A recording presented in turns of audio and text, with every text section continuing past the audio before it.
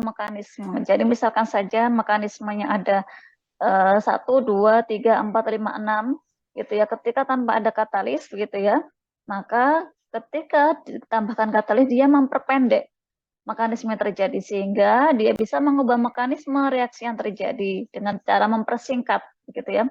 Nah, hal ini karena apa? Karena ternyata dengan adanya tambahan katalis itu jadi energi aktivasinya itu lebih rendah. Energi aktivasinya itu apa sih? Energi aktivasi adalah energi yang dibutuhkan untuk berlangsungnya suatu reaksi membentuk molekul atau kompleks aktif. Jadi sini awal mulanya adalah ketika A dengan B menghasilkan produk C dengan D. Ternyata energi aktivasi ini adalah lebih tinggi begitu ya. Energi aktivasinya lebih tinggi. Jika energi aktivasinya lebih tinggi, mungkin bisa jadi intermediate yang dihasilkan itu lebih banyak, begitu ya, lebih macam-macam, atau bisa jadi dalam mekanisme reaksi atau intermediate mungkin 1, 2, cuman mekanismenya jadi lebih panjang, begitu ya. Nah, atau kompleks teraktifkan ya intermediate di sini. Nah, ternyata ketika ditambah katalis itu jadi mekanisme yang terjadi itu lebih singkat dengan energi barirnya atau energi di sini aktivasinya itu lebih pendek sehingga menghasilkan produk yang lebih singkat begitu ya. Jadi kompleks aktif itu apa? Jadi ini adalah spesies intermediate. Jadi keadaan molekul yang kemudian yang siap menjadi zat hasil reaksi, tapi dia bukan merupakan reaktan dan juga bukan merupakan produk begitu ya. Nah, itu di katalis. Jadi di sini ini sama tadi. Kalau kita lihat di sini etil asetat ya, etil alkohol dengan asam asetat, dia itu akan menghasilkan etil asetat dengan air selama berminggu-minggu gitu ya. Ketika tidak ditambahkan dengan HCl atau katalisnya H2SO4. Tapi ketika ditambahkan katalis HCl maupun H2SO4 ternyata reaksi yang terjadi itu dilakukan hanya beberapa jam saja. Artinya di sini HCl dan H2SO4 ini dia bisa mempercepat terjadinya suatu reaksi gitu ya, mempercepat terjadinya suatu reaksi tanpa dia harus ikut menjadi suatu produknya. Nah, di sini nanti HCl dan H2SO4 atau H2SO4 ini bisa dipisahkan kembali. Dan meskipun tidak ada H2SO4 maupun tidak ada HCl, ini juga tetap akan menghasilkan ini. Nah, begitu juga dengan tambahan HCl sama H2SO4 atau H2SO4 juga bisa menghasilkan etil asetat ya, tapi dia bisa mempercepat terbentuknya reaksi ini gitu ya.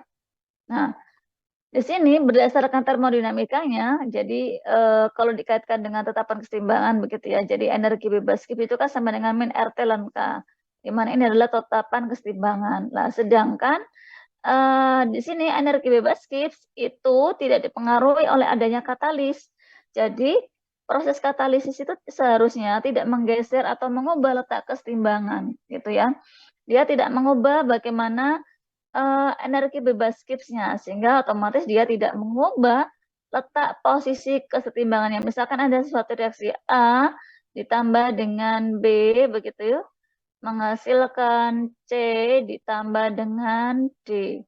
Maka bagaimana konstanta keseimbangannya? Maka konstanta keseimbangannya adalah sama dengan konsentrasi C gitu ya, dikalikan konsentrasi D dibagi dengan konsentrasi A dikali konsentrasi B. Jadi dia tidak mengubah posisi bagaimana konstanta keseimbangannya. Tidak kemudian dirubah menjadi C ditambah D menghasilkan A ditambah B, tidak. Tapi tetap karena dia energi bebas Gibbs-nya adalah sama.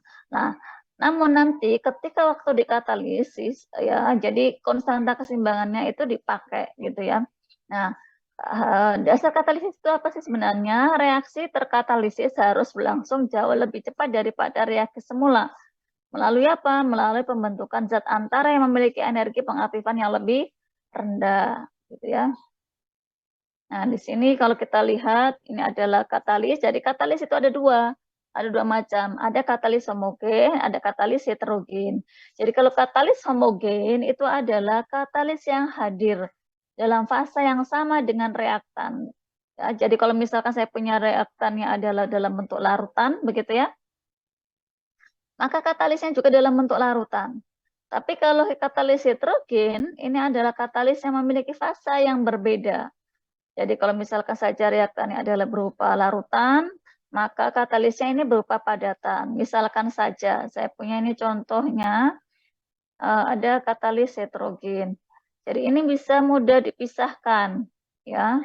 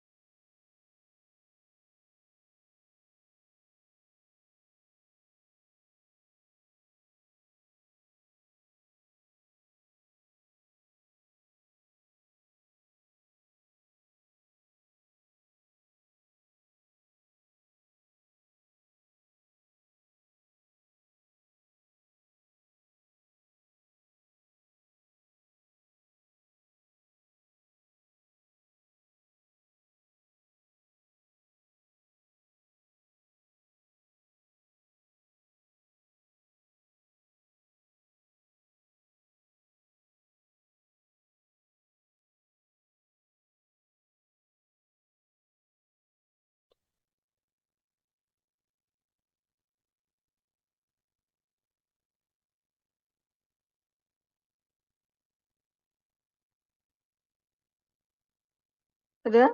Sudah terlihat kah?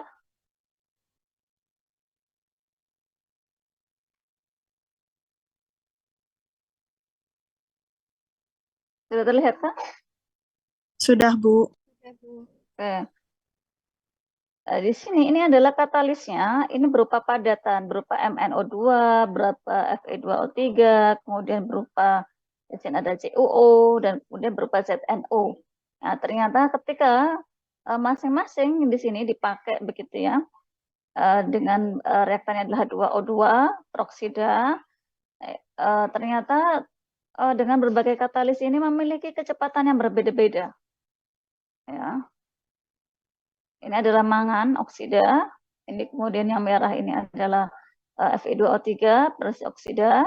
Kemudian ini adalah CuO ya, tembakau oksida, dan ini adalah ZNO, zinc oksida. Ternyata yang lebih cepat terjadinya perubahan itu adalah yang apa?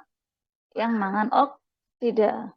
Lah, ketika nanti setelah selesai reaksi yang terjadi, jadi baik itu mangan oksida, kemudian Fe2O3 dan yang lainnya ini bisa dipisahkan karena memiliki fasa yang berbeda. Reaktannya adalah berupa larutan, aqueous, ya, dan kemudian katalisnya adalah berupa padatan. Maka untuk cara memisahkannya adalah bisa dengan cara kemudian disaring, begitu ya, atau didekantasi. Itu lebih mudah, tapi berbeda ketika katalisnya ini adalah katalis homogen. Nah, meskipun dia tidak ikut di produknya nanti tetap ada begitu ya, nanti susah akan terpisahkan ya. Bisa dipisahkan tapi agak susah, sulit. Karena fasanya sama. Lah di sini MNO ini lebih cepat dibandingkan yang lainnya ya reaksinya. Nah, ini sudah sangat cepat sekali bereaksi dibandingkan yang lainnya masih sama saja begitu ya. Tidak ada perubahan sama sekali ya. Nah, itu adalah di katalis heterogen. Kalau katalis homogen bagaimana? Akan lebih susah memisahkannya.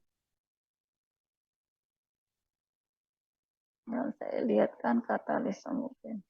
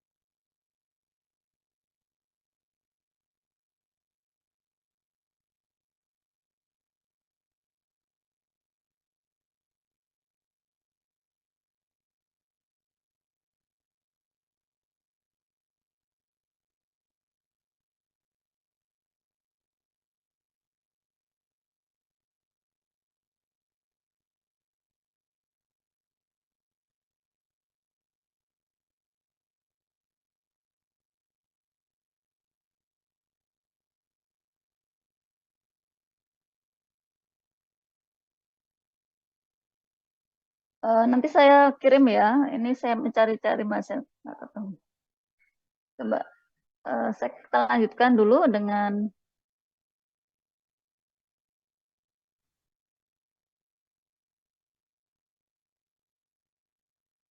PPT-nya dulu. Nah, jadi itu adalah bedanya antara katalis homogen dan katalis heterogen ya.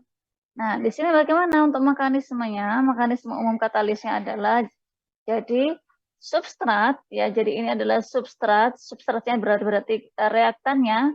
Kemudian C ini adalah katalisnya, kemudian X dan Y ini adalah intermediate yang terjadi gitu ya.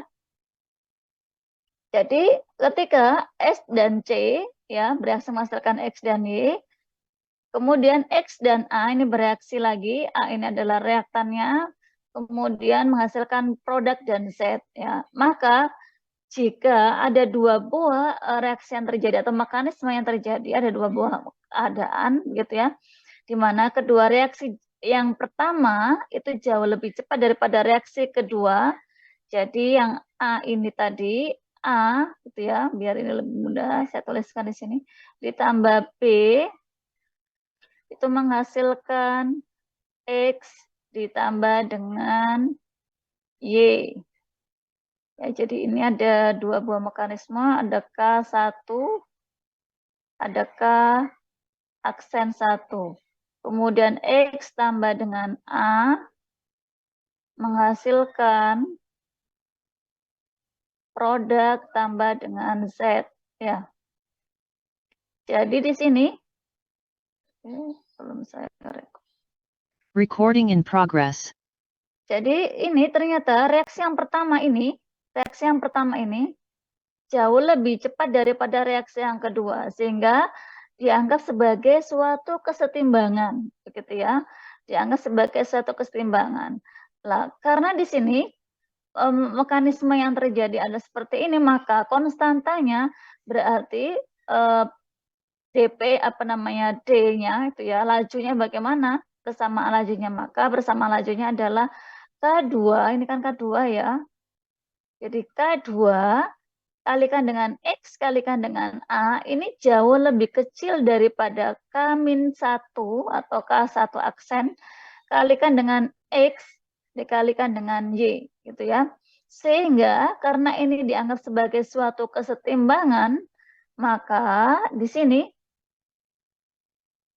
X kalikan dengan Y ya dibagi dengan konsentrasi katalis kalikan dengan konsentrasi dari substrat itu adalah sama dengan K1 dibagi dengan K-1. Artinya ini adalah perkalian silang gitu ya. Jadi awalnya kan ini ya K-1 kalikan dengan X kalikan dengan Y. Kalau ini Jadi ini adalah K2 ya. Di sini ini adalah awalnya kan begini. Konstanta keseimbangan, jadi saya tuliskan dulu. Saya tuliskan dulu di sini. Konstanta keseimbangan dari reaksi yang pertama ini adalah konsentrasi dari X, gitu ya. X kalikan dengan konsentrasi dari Y dibagi dengan konsentrasi dari A ditambah atau dikalikan dengan konsentrasi B. Atau di sini adalah tadi pakai C sama S ya. Ini C, ini S. C itu adalah katalis, S itu adalah substrat. Substrat ini katalis. Berarti yang sebelah sini juga. Jadi kalau konstanta keseimbangan itu berarti produk dibagi dengan reaktan. Berarti di sini adalah substrat, ini adalah katalis. Nah, ini adalah konstanta keseimbangannya. Jadi kalau kita lihat dari reaksi yang pertama itu kan awalnya berarti kan seperti ini kan. Berarti di sini X kalikan Y dibagi dengan S kalikan dengan C, di mana untuk milik dari XY itu adalah K-1 kan gitu ya. Berarti K-1 ini adalah perkalian silangnya. Kemudian untuk yang C dengan S gitu ya. C dengan S yang sini, C dengan S itu adalah K1. Berarti di sini adalah perkalian silangnya di sini K1. Berarti konstanta keseimbangan ini itu awalnya dari reaksi yang pertama. Reaksi yang pertama karena reaksi yang pertama itu jauh lebih cepat daripada reaksi yang kedua sehingga dianggap sebagai suatu keseimbangan gitu ya. Nah, sekarang bila S0 dan C0 itu adalah masing-masing dari konsentrasi awal substrat dan katalis, yang selanjutnya konsentrasinya adalah berubah begitu ya. Yang di sini adalah konsentrasi S itu adalah sama dengan S0 dikurangi dengan X gitu ya. Karena di situ X adalah intermediate-nya.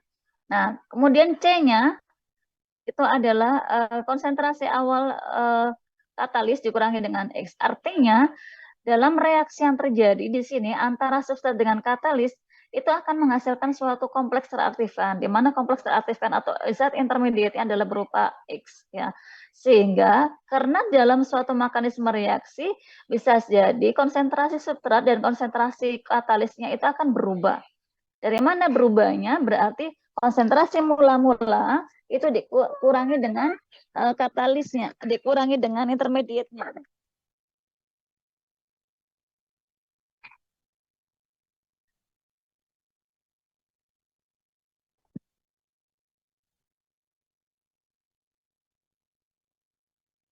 Kemudian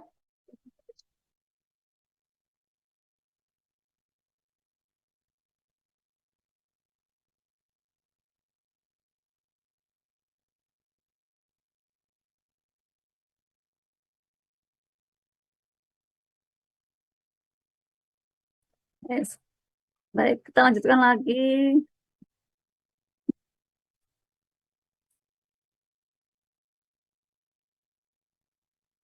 Jadi ini tadi ya, jadi awalnya tadi itu adalah dari konstanta keseimbangan. Dan kemudian karena di situ ada nilai mula-mulanya dikurangi dengan intermediate, maka menghasilkan ungkapan yang awalnya adalah seperti ini gitu ya.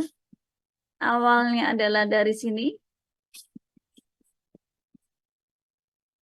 Ini. Maka akan berubah karena di situ ada konsentrasi mula-mula dikurangi X. Sehingga X kalikan dengan Y dibagi dengan S0 kurangi dengan X dari S-nya ya. Kemudian C0 kurangi dengan X dari C-nya sama dengan K. Ya, ini adalah untuk menentukan bagaimana sih untuk mencari nilai laju atau dari nilai X tadi. Karena apa? Karena di sini nanti ya kita kan ingin mengetahui bagaimana sih laju dari produk kan DP kan gitu ya. DP per DT kan gitu ya. DP per DT sama dengan apa? Sama dengan K2 kalikan dengan X kalikan dengan A kan gitu ya. Kalikan X kalikan dengan A. Lah X ini adalah intermediate sama dengan sebelumnya. Intermediate lah. Intermediate kan kita nggak tahu nih berapa konsentrasinya. Karena nggak tahu berapa konsentrasinya, maka kita harus cari terlebih dahulu. Cari dahulu bagaimana caranya? Ya, salah satunya tadi ya dengan cara seperti ini. Maka kalau sudah dicari nilai konstantanya, maka bila konsentrasi awal substrat itu jauh lebih besar daripada konsentrasi awal katalis, jadi ini jauh lebih besar ya. Substrat ini jauh lebih besar daripada katalis, maka yang C0 bisa diabaikan sehingga nilai S ya sama dengan S0. Nah, kalau S sama dengan S0 maka ini dianggap S0 saja. Maka X kalikan dengan Y sama dengan K itu X dibagi dengan X kalikan Y dibagi dengan S0 kalikan dengan C0 kurangi dengan X sama dengan K. Jadi yang awalnya tadi gitu ya, awalnya kan tadi seperti ini. Ini adalah X dikalikan dengan Y. Kemudian karena ada konsentrasi mula-mula tadi, maka di sini adalah S0 kurangi X, gitu kan? Kemudian ini adalah C0 kurangi X. Sama dengan K, konstanta kesetimbangan K besar.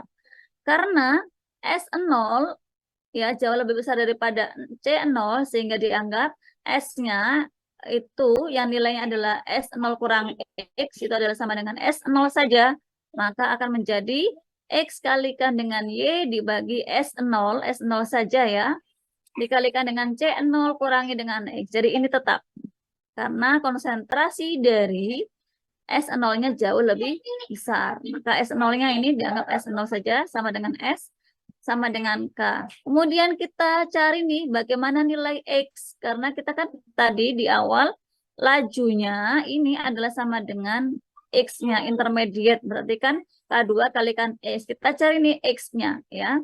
Kita cari X-nya bagaimana caranya? Berarti karena dari persamaan ini kita jabarkan. Caranya sama dengan yang dulu saat kalian mencari intermediate ya.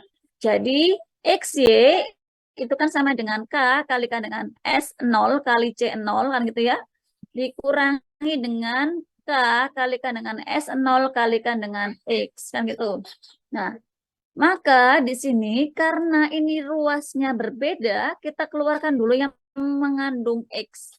Kita keluarkan dulu yang mengandung X pada ruas yang sama. Jadi X kalikan Y yang awalnya di sini negatif, kalau dirubah posisi di ruas maka menjadi positif. Yaitu plus K kalikan dengan S0 kalikan dengan X sama dengan K kalikan dengan S0 kalikan dengan C0. Sehingga X saja sama dengan apa? K kalikan dengan S0 kalikan dengan C0 dibagi dengan K kalikan dengan S0 ditambah dengan Y. Karena kita keluarkan nih X. Awalnya adalah K kalikan dengan S0 kalikan X kan gitu ya. Nah ini kan perkalian seperti ini. Kemudian X kalikan dengan Y, maka di sini sama dengan K kalikan dengan S0 kalikan dengan C0 dibagi dengan K kalikan dengan S0 tambah dengan Y. Baiklah, adik minta apa ini? Baiklah, adiknya Kak.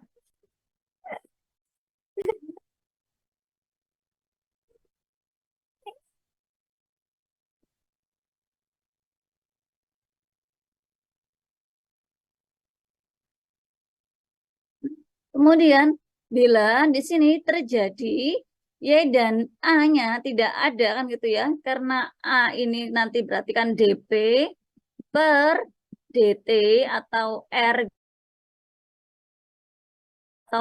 itu kan sama dengan tadi K2 kalikan dengan X kalikan dengan apa tadi? Kalikan dengan A kan gitu ya. Maka kita masukkan persamaannya. masukkan persamaan berarti di sini R itu adalah sama dengan K2. Kita masukkan nilai X, berarti K-nya besar ya. K besar kalau tidak ada nilai 2 atau 1. Kalikan dengan S0. Kalikan dengan C0. Dibagi dengan K. Kalikan dengan S0. Ditambah 1. Di sini kemudian dikalikan dengan A lagi. Ya. Atau di sini ditambah dengan Y gitu ya. Nah, ini awalnya kan seperti ini. R sama dengan K2 kalikan dengan K untuk X, nilai X kalikan dengan S0 kalikan dengan C0 dibagi dengan K kalikan dengan S0 tambah Y. Kemudian di sini adalah A tetap turun.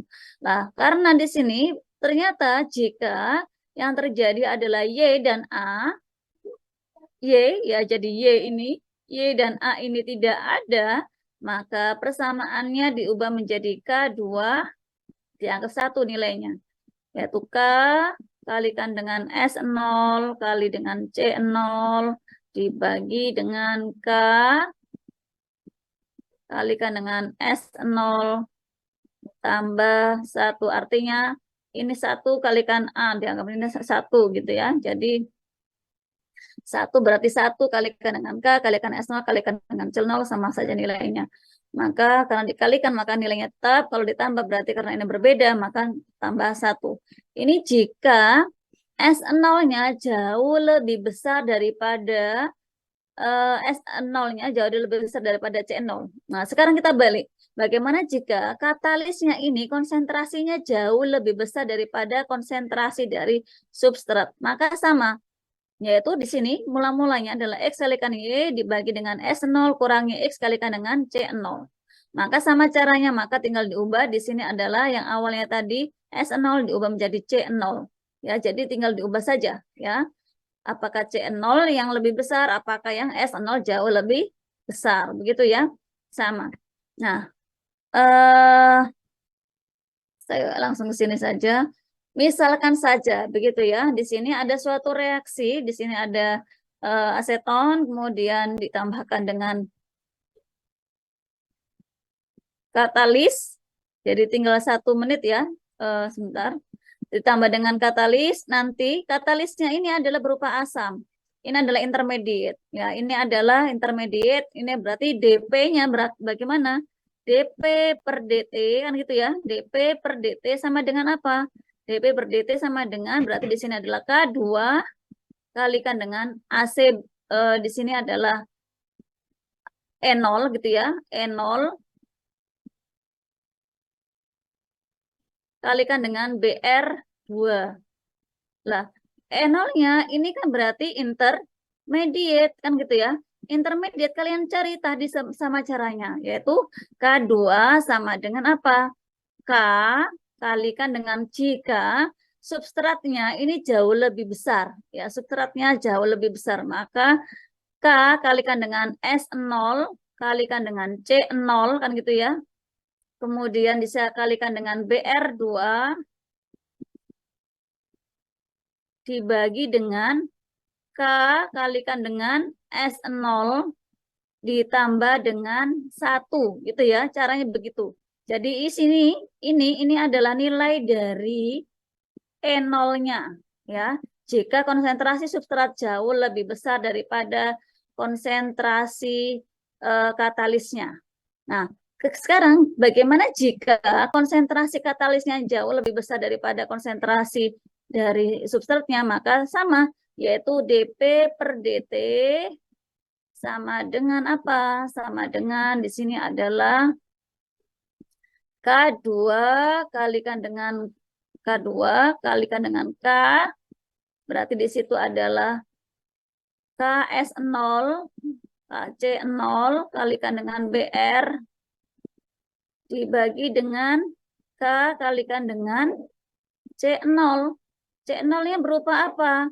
Ditambah dengan 1 gitu ya. Tambah dengan 1. Kalau BR-nya ini adalah, ini berarti apa namanya? Ini kalau 1 BR-nya ada berarti tetap tuliskan WR. Tapi kalau Y-nya nggak ada, ini kan Y-nya ternyata tidak ada, maka ditulis dengan 1 gitu ya. Nah, di sini S0-nya berupa apa? S0-nya adalah berupa AC. Berarti di sini kan ditulis K2 kalikan dengan K. Ini adalah AC untuk substratnya, aseton. Kemudian katalisnya berupa apa? Katalisnya berupa asam, H+, kan gitu ya. Berupa H+ dikalikan dengan Br. Br-nya karena ada nilainya, ya. Dibagi dengan K kalikan dengan katalisnya. Misalkan di sini kalau konsentrasi katalisnya lebih besar, maka kalikan dengan H+, K tambah 1. Berarti kalau di sebelah sini, maka kan sama dengan apa? Sama dengan K2 kalikan dengan K besar, konstantan taksimbangan, kalikan dengan AC, aseton, kalikan dengan H+, dikali Br, jika Br itu nilainya ada, gitu ya, dibagi dengan K kalikan dengan aseton, ditambah 1, gitu ya. Jadi untuk menentukan bagaimana persamaan lajunya, maka tinggal seperti ini. Paham? Ada pertanyaan?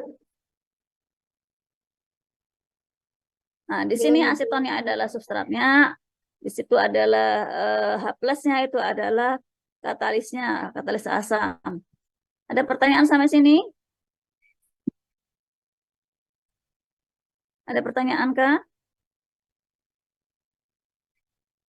Belum, Bu. Tidak ada. Paham ya? Nanti saya kirimkan rekodnya ya, tolong dipelajari lagi ya. Hari Senin depan kita akan belajar kinetika enzim ya. Dan kemudian nanti soal-soalnya terkait ya masih ada hubungannya dengan kinetika enzim, katalis, polimer, dan reaksi rantai. Begitu ya. Itu soal-soal luas. Baik, kita tutup pertemuan hari ini dengan bacaan hamdalah. Alhamdulillahirabbil alamin. Wassalamualaikum warahmatullahi wabarakatuh.